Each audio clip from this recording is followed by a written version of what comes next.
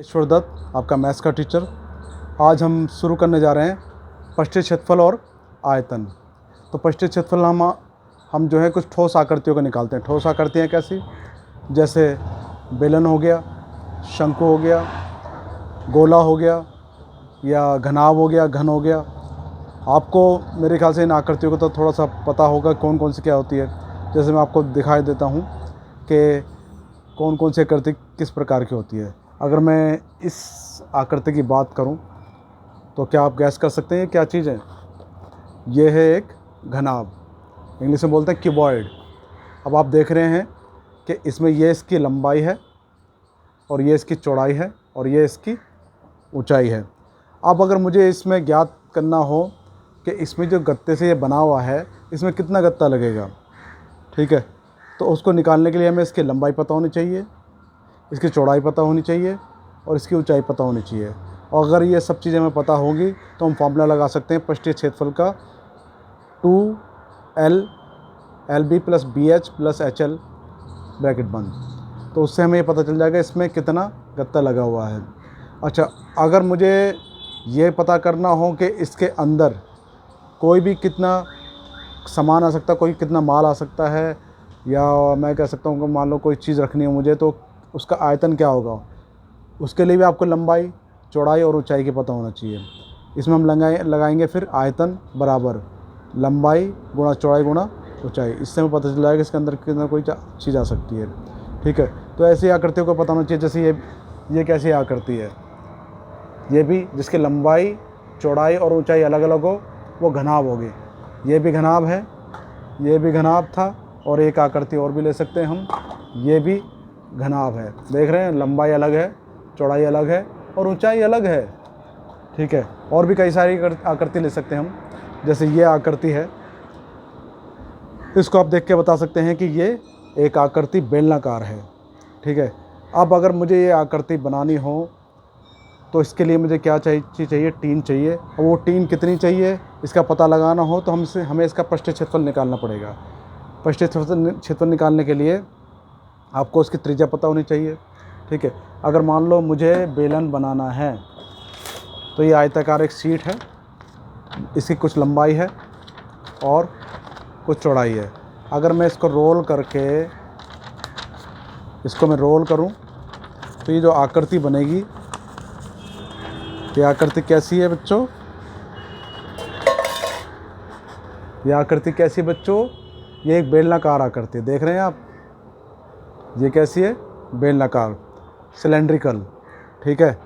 अब जो ये हमने इसकी चौड़ाई थी, तो देख रहे हैं चौड़ाई, तो ये रोल होकर ये इसकी परिधि बन गई, यानी कि ये 2πr हो गई। मान लो अगर मैं ये कहूँ कि इसकी जो चौड़ाई थी ये थी सपोज़ 14 सेंटीमीटर थी, ठीक है, और ऊंचाई थी 8 सेंटीमीटर। कि चौड़ाई जो थी ये 14 सेंटीमीटर, और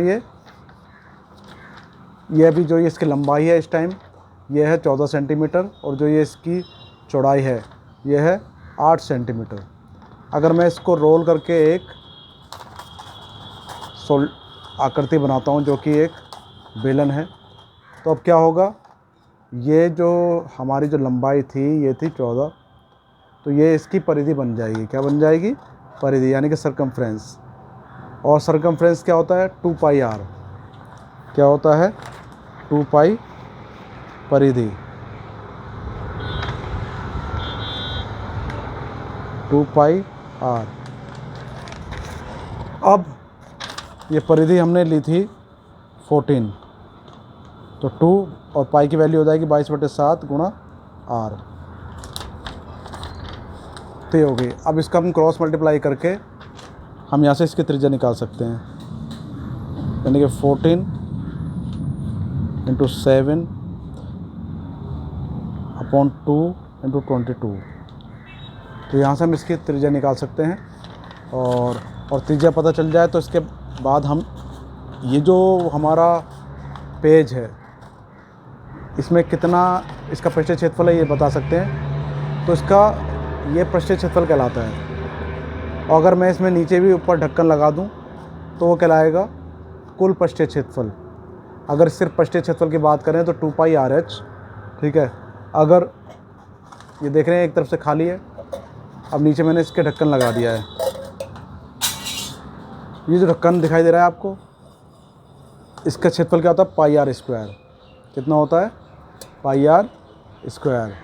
तो अब अगर पृष्ठीय क्षेत्रफल होता है इसका, पृष्ठीय क्षेत्रफल की बात करूं मैं तो पृष्ठीय क्षेत्रफल होता है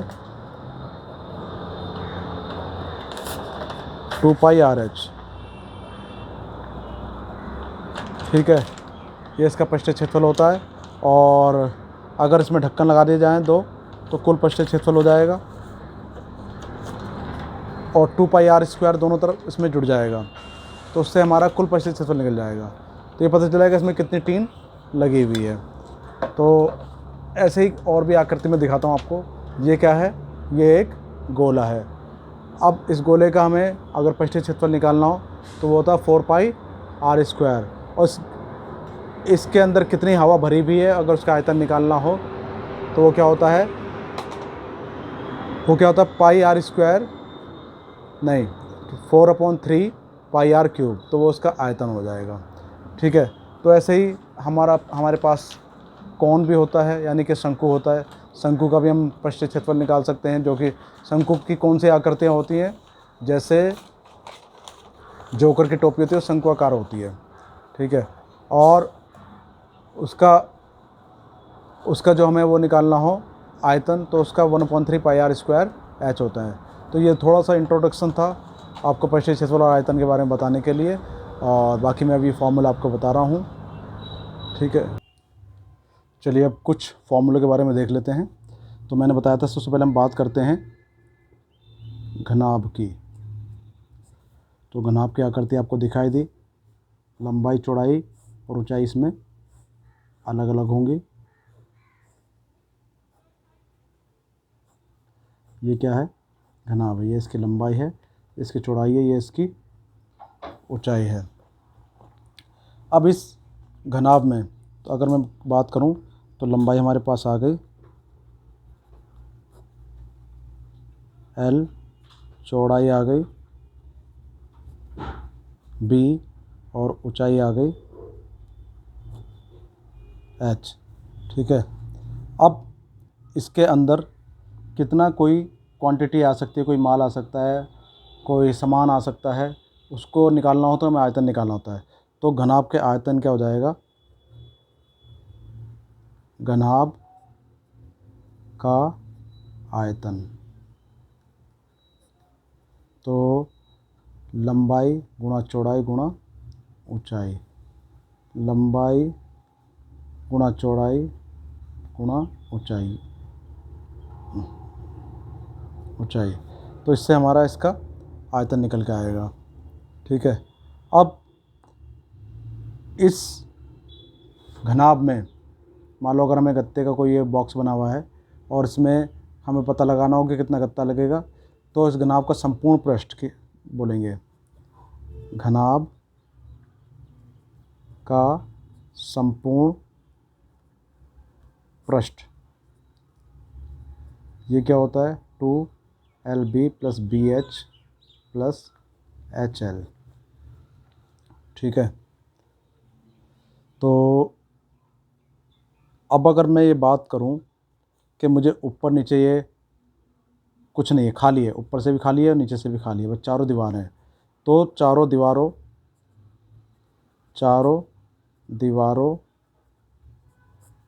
का क्षेत्रफल क्या होगा, चारों दीवारों का क्षेत्रफल होगा 2L + B × H। तो ये चारों दीवारों का क्षेत्रफल होगा। अब अगर मान लो मुझे ये पता लगाना हो कि इस घनाभ के अंदर या इस कमरे के अंदर कितनी बड़ी से बड़ी छड़ रखी जा सकती है, तो उसके लिए मुझे इसका विकर्ण निकालना पड़ेगा। तो घनाभ का विकर्ण ये होता है हमारा √L² + B² + H²। फॉर्मूला आपको सही से पता होना चाहिए, तभी आप कुछ क्वेश्चंस कर पाओगे। तो ये हमारा हुआ घनाभ, इसको इंग्लिश में बोलते हैं क्यूबॉइड। अच्छा, अब हम करते हैं घन। तो घन की बात करें तो इसकी सारी भुजाएं बराबर होंगी। क्यूब, आपने देखा भी होगा क्यूब आता है जिसमें कुछ नंबर से होते हैं, या हम लूडो की जो वो होता है दाना सा जिसको हम घेरते हैं उसको, वो क्यूबॉइडिकल होता है, यानी कि घन के रूप में होता है। अब इस घन की भुजा माना मैंने, ये भी ए है, लंबाई भी, चौड़ाई भी ए है और ऊंचाई भी इसकी ए है। तो घन की लंबाई ए, चौड़ाई ए और ऊंचाई भी ए है। ठीक है। तो घन का पृष्ठीय क्षेत्रफल की बात करें, घन का पृष्ठीय क्षेत्रफल, स्टूडेंट जब पृष्ठीय क्षेत्रफल की बात करते हैं तो चारों दीवारों की बात करते हैं, छत की और फर्श की बात नहीं करते। ठीक है। तो पृष्ठीय क्षेत्रफल हो जाएगा 4 गुना भुजा का स्क्वायर, या कह लो कि 4a²। अब संपूर्ण पृष्ठ की बात करेंगे तो घन का संपूर्ण पृष्ठ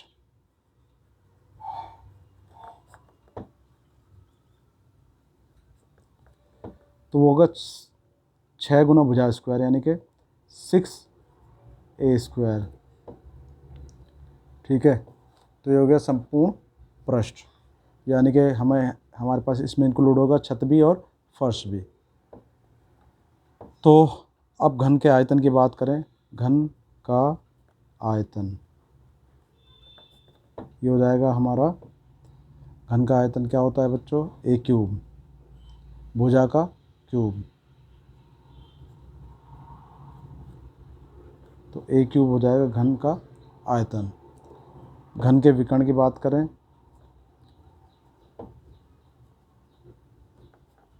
तो ये होगा हमारा √3a। तो ये घन के फॉर्मूले हो गए। चलिए लंबवृत्तीय बेलन की बात करें तो लंबवृत्तीय बेलन क्या होता है, एक ठोस लंबवृत्तीय बेलन जो आयत की एक स्थिर भुजा के परितः चक्रण से प्राप्त होता है, अथवा वृत्तीय आधार वाली ऐसी ठोस या खोखली आकृति जिसके पार्श्व सम होते हैं, लंबवृत्तीय बेलन कहलाता है। तो अगर हम बेलन की बात करें तो ये हमारे पास लंबवृत्तीय बेलन है।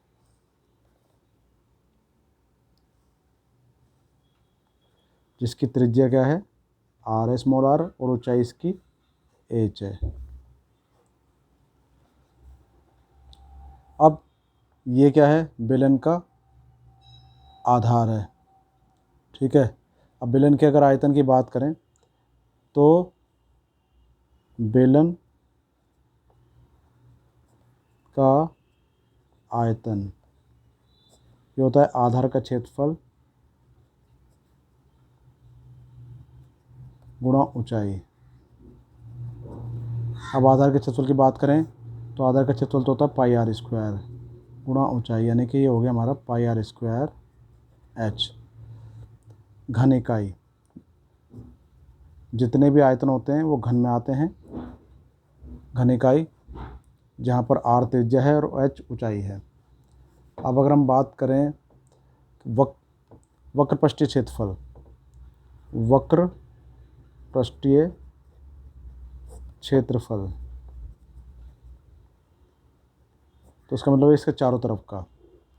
ठीक है। तो ये होता है हमारा इसको बोलते हैं 2πr/h, इसका फॉर्मूला होता है। इसको हम ऐसे भी ले सकते हैं कि आधार की 2πr जो होगा आधार की परिधि हो गई, आधार की परिधि गुणा ऊंचाई। ठीक है। अब अगर हम संपूर्ण पृष्ठ की बात करें, ये जो वक्र पृष्ठीय क्षेत्रफल में इसमें ऊपर नीचे ढक्कन नहीं लग रहे, उसका क्षेत्रफल नहीं है, सिर्फ चारों तरफ का क्षेत्रफल है। अगर संपूर्ण पृष्ठ की बात करें संपूर्ण पृष्ठीय क्षेत्रफल की बात करें तो इसका मतलब है कि 2πRH, पहले तो ये चारों तरफ का तो होगा पृष्ठीय क्षेत्रफल प्लस ऊपर नीचे दो ढक्कन लगाने, एक ढक्कन का πr² होता तो दो का हो जाएगा 2πr²। इसमें से 2πr अगर कॉमन ले लिया जाए तो यहाँ बचेगा h प्लस r, तो ये वर्ग इकाई इसका संपूर्ण पृष्ठ आ जाएगा। ठीक है।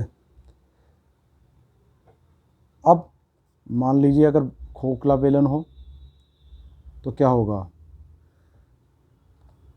तो अगर ये खोखला बेलन है तो हम देखेंगे कि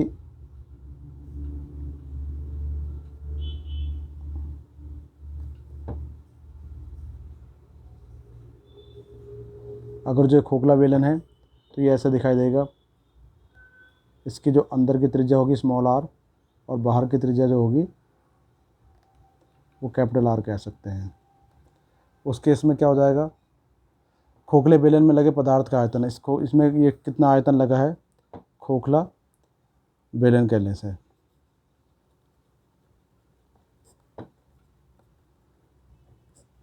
ठीक है। तो खोखले बेलन में लगे पदार्थ का आयतन, खोखले बेलन में लगे पदार्थ यानी कि कितनी प्लास्टिक का बना हुआ है या किसी लोहे का बना हुआ है का आयतन क्या हो जाएगा, ये दोनों आयतनों का अंतर यानी कि pi capital R² minus small r² into h। अब संपूर्ण पृष्ठीय क्षेत्रफल, संपूर्ण पृष्ठीय क्षेत्रफल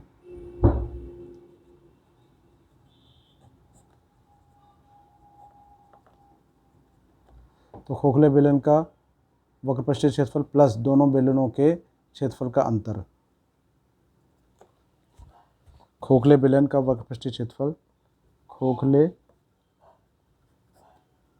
बेलन का वक्र पृष्ठीय क्षेत्रफल प्लस दोनों बेलनों के क्षेत्रफलों का अंतर, दोनों बेलनों के क्षेत्रफल का अंतर। तो ये क्या हो जाएगा, ये तो हो जाएगा 2πr plus R H plus 2πr² minus r²। ठीक है। तो ये इसका पदार्थ का आयतन निकल जाएगा या पृष्ठीय क्षेत्र, ये संपूर्ण पृष्ठ निकल जाएगा। ठीक है। इसको और सिंप्लीफाई करना हो तो इसको हम लिख सकते हैं 2πr प्लस कैपिटल R और अंदर जो बचेगा h plus r minus r, ऐसे भी लिख सकते हैं।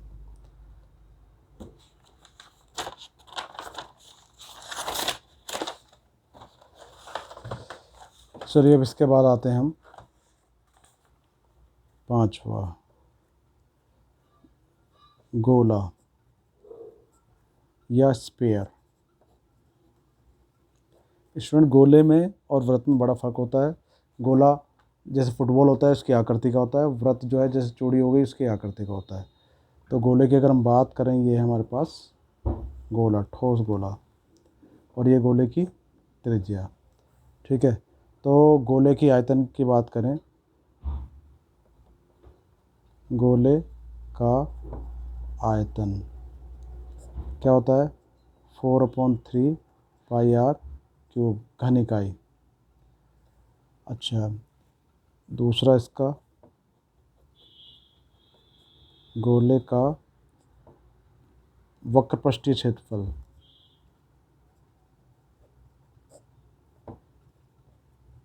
ये क्या होता है 4πr² होता है। खोखले गोले का आयतन, अगर खोखला गोला हो, खोखले गोले, ये ठोस था, खोखले गोला, अगर खोखला गोला कैसा होगा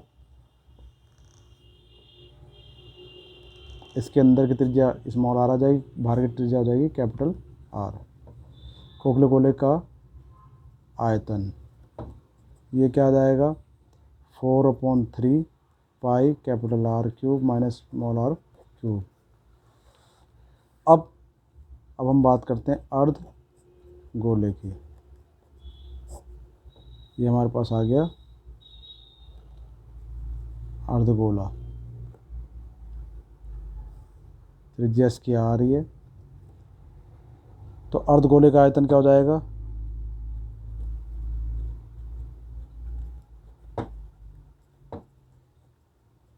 ये हो जाएगा 2/3 पाई आर क्यूब। तो अर्धगोले का वक्रपृष्ठीय क्षेत्रफल क्या हो जाएगा,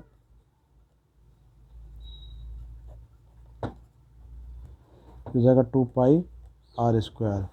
संपूर्ण पृष्ठ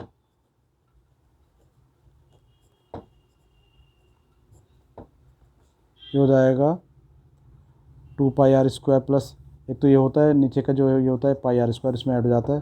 तो 2 pi R square plus pi R square यानी कि 3 पाई आर स्क्वायर, इसका अर्धगोले का संपूर्ण पृष्ठ आ जाएगा। ठीक है जी। अब अगर हम बात करते हैं शंकु। शंकु की आकृति बताइए आपको क्या होती है, जो जोकर की टोपी होती है, ये शंकुआकार होती है।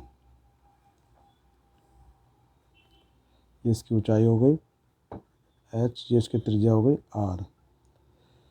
तो अब इसमें 90 डिग्री होता है, ये इसकी तिर्यक ऊंचाई कहलाएगी, ये इसकी तिर्यक ऊंचाई। और इसके लिए फॉर्मूला जो होता है पाइथागोरस थ्योरम लगाते हैं, L² = R² प्लस H²।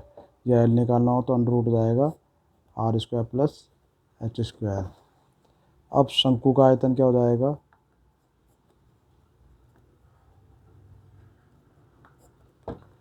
ये हो जाएगा 1/3 पाई R² H घन इकाई। और शंकु का वक्र पृष्ठीय क्षेत्रफल ये क्या हो जाएगा, ये हो जाएगा पाई RL। और संपूर्ण पृष्ठ, शंकु का संपूर्ण पृष्ठ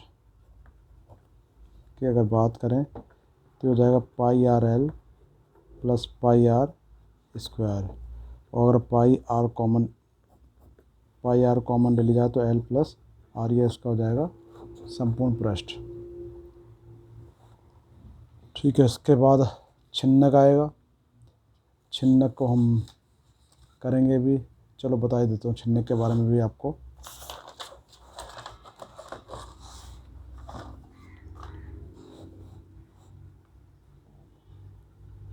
छिन्नक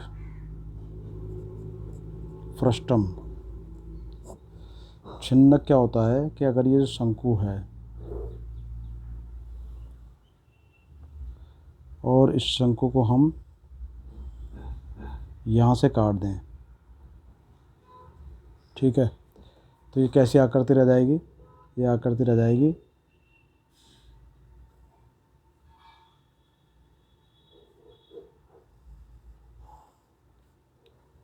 ये ऐसे आकृति कराएगी।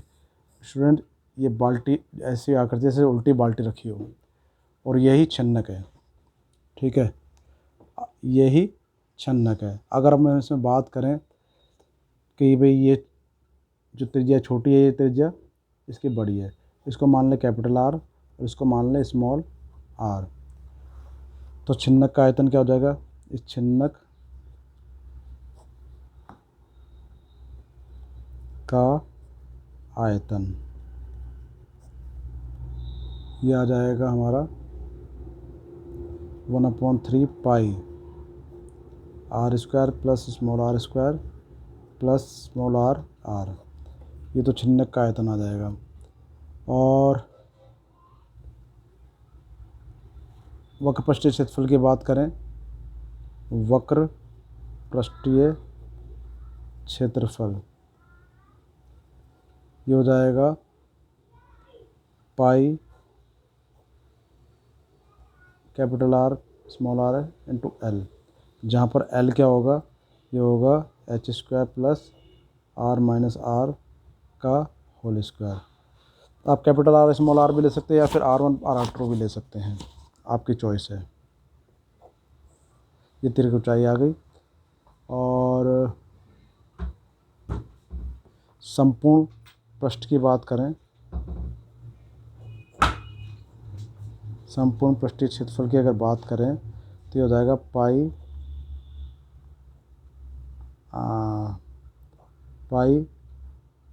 Are plus R into L plus pi R square plus pi R square. ये दो ढक्कन लगे हुए हैं, एक छोटा एक बड़ा, तो उसका क्षेत्रफल हो जाएगा। ठीक है, तो कुल मिला के ये हमारा छिन्नक हो गया। That was the introduction all about of the surface area and volume। तो ये कुल मिला के इंट्रोडक्शन था, ये फॉर्मूले थे कुछ, इस फॉर्मूले के आधार पर ही आप प्रश्नों को कर पाएंगे आगे। ठीक है, अगली वीडियो में हम इसकी 13.1 जो कि NCERT की पहली एक्सरसाइजेस को शुरू करेंगे। ठीक है, चलिए जी, थैंक यू।